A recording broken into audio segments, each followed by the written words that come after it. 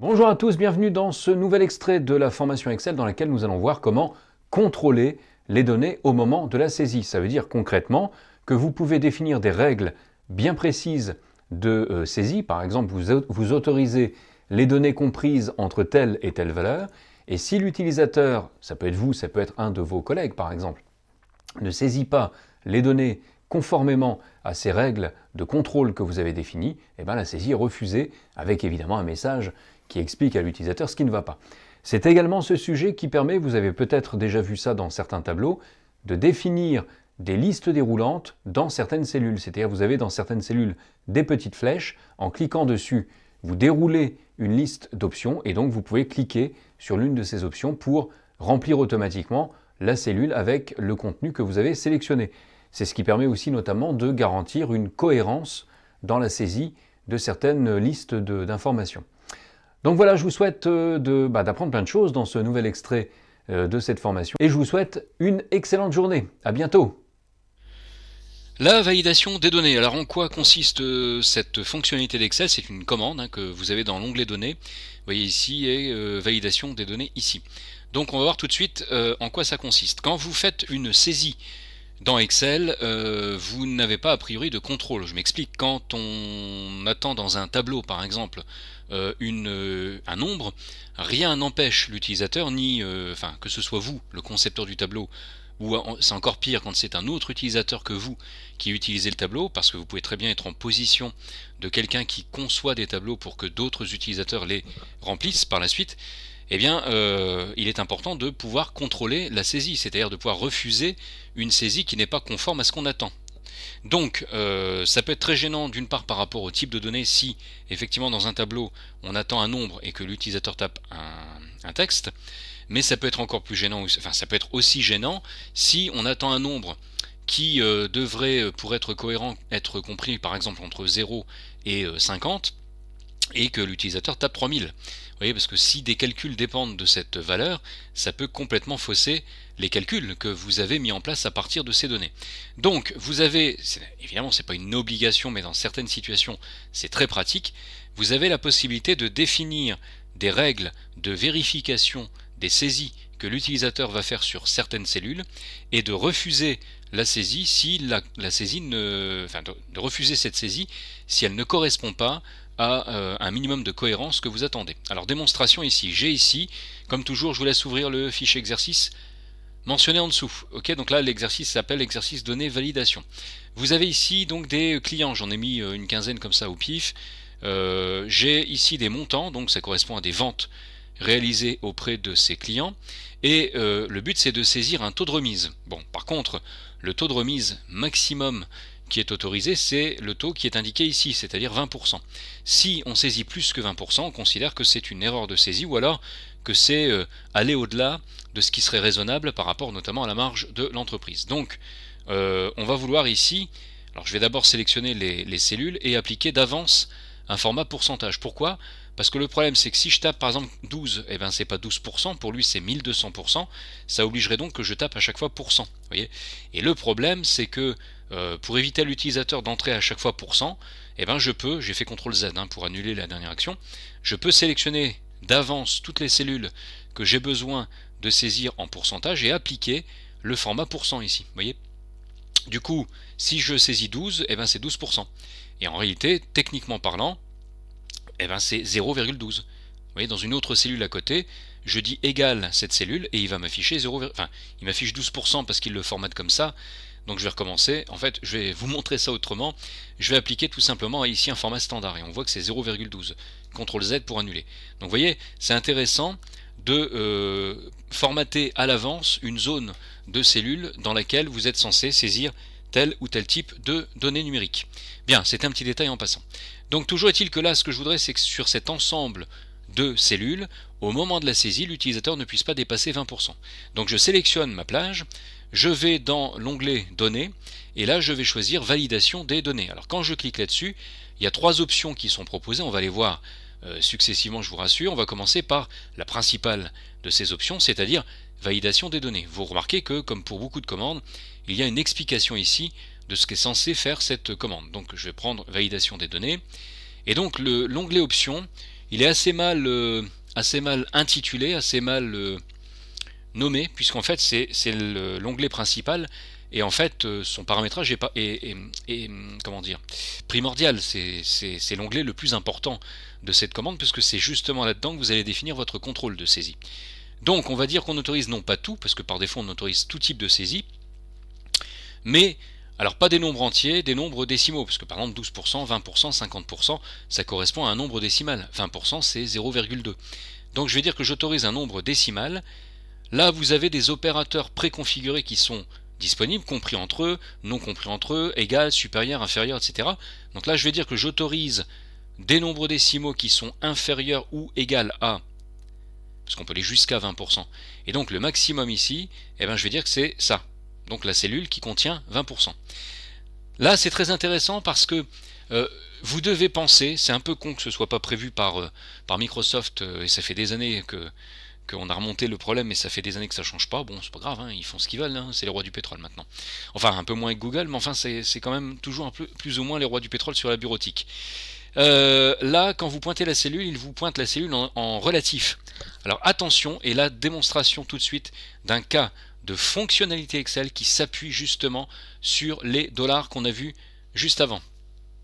C'est-à-dire que si je valide ça, ok, je vais constater que vous savez que quand vous avez une sélection, la première cellule de la sélection, ici pour moi la première cellule de ma sélection, c'est la cellule C5, la cellule qui est en blanc, mais elle fait partie de la sélection. Vous voyez, je fais entrer là pour la déplacer. Hein. C'est en fait la cellule active dans mon bloc de cellules sélectionnées. Bon, quand vous faites une sélection, donc la première cellule de la sélection est blanche. Ben, en fait, en ayant défini cette règle comme ça, la première cellule, en fait, il a appliqué la commande sur l'ensemble des cellules, mais en prenant comme modèle la règle de validation appliquée sur la première cellule. Ça veut dire que si je viens sur cette cellule et que je retourne dans la validation des données, okay, pour consulter le paramétrage, je vois que j'autorise bien un nombre décimal qui sera inférieur ou égal à B1. Parfait. Maintenant, si je viens sur la cellule du dessous et que je réinterroge la validation des données, ben, je m'aperçois que j'autorise des nombres décimaux qui sont inférieurs ou égaux à B2, parce que je suis sur la cellule du dessous. Donc, là c'est pareil, si je viens ici, c'est B3. Vous voyez, etc. Autrement dit, quand j'avais mon bloc sélectionné et que j'ai configuré ma règle de contrôle de saisie, lui, chronologie, ça ne se voit pas ce que je vous explique là, mais c'est exactement ce qu'il fait lui techniquement. Donc c'est important de bien comprendre ça, et c'est important d'avoir bien maîtrisé, vous le voyez, les dollars qu'on a vus avant. Vous voyez tout de suite à quoi je veux en venir. Concrètement, lui, techniquement, il a appliqué la règle de validation sur la première cellule du bloc sélectionné. Et ensuite, il l'a répliqué, mais ça ne se voit pas encore une fois, et c'est instantané. Et ensuite, il l'a appliqué comme une sorte de modèle de contrôle de vérification de données.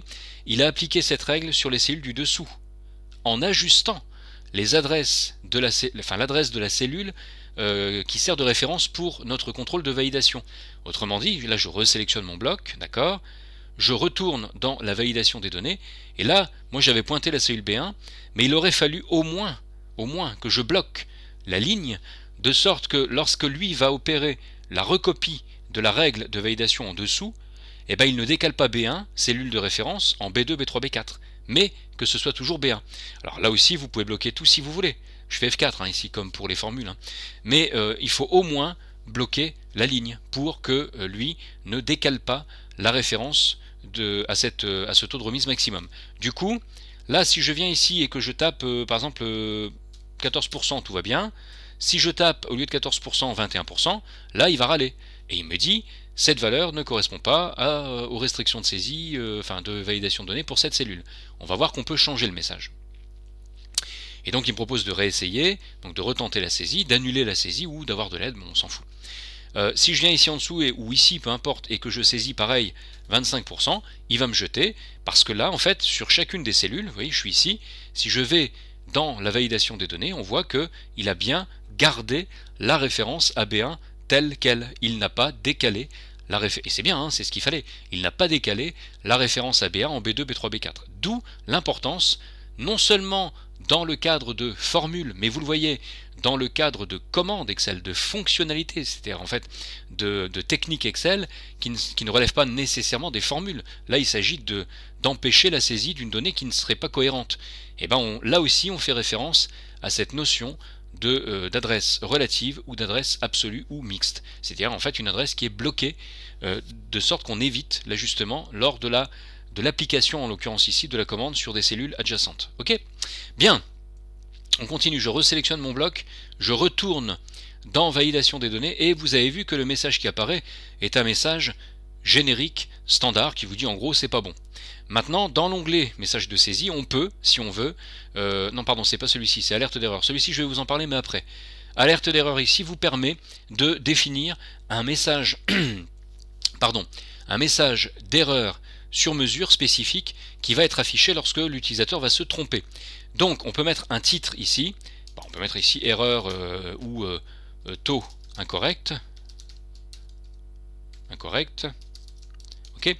Et en dessous, message d'erreur, on peut mettre le taux de remise ne peut dépasser le maximum indiqué ci-dessus, par exemple.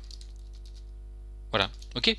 Du coup, si je viens ici et que je tape 23%, et bien là, il va m'afficher mon mon message personnalisé avec le titre taux incorrect et puis le taux de remise ne peut dépasser le maximum indiqué ci-dessus. Et donc je n'ai pas d'autre solution, soit que de réessayer, soit d'annuler la saisie. Bien, je continue.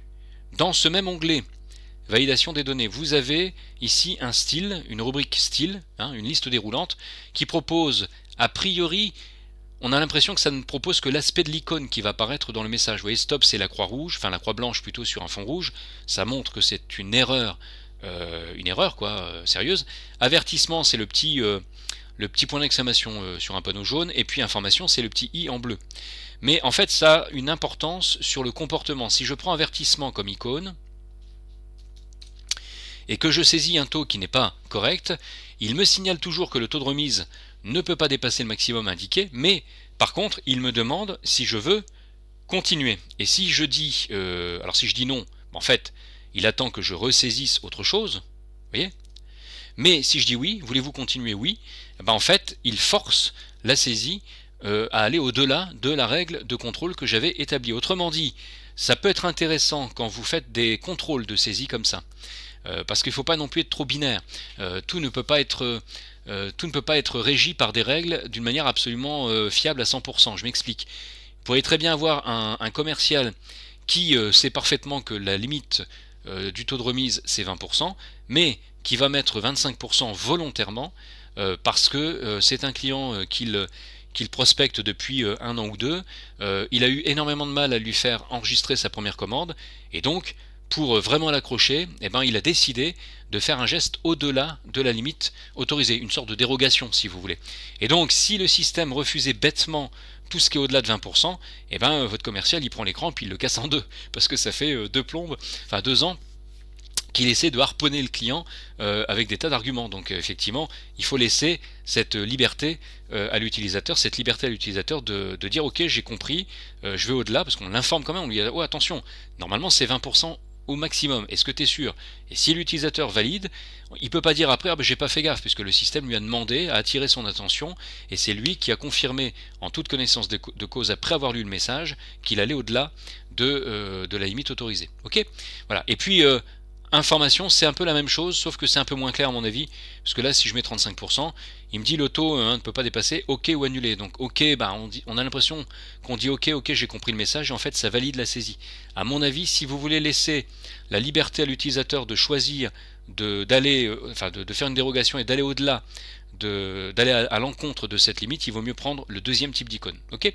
Et enfin, vous avez l'onglet message de saisie ici, qui permet d'afficher un texte avant que la saisie ne soit faite, de façon à ce que l'utilisateur soit informé avant même de commencer sa saisie de ce qu'on attend de lui. Donc on peut mettre, alors c'est optionnel bien sûr, on peut mettre ici taux de remise, et puis on peut mettre ici un message, le maximum est indiqué par exemple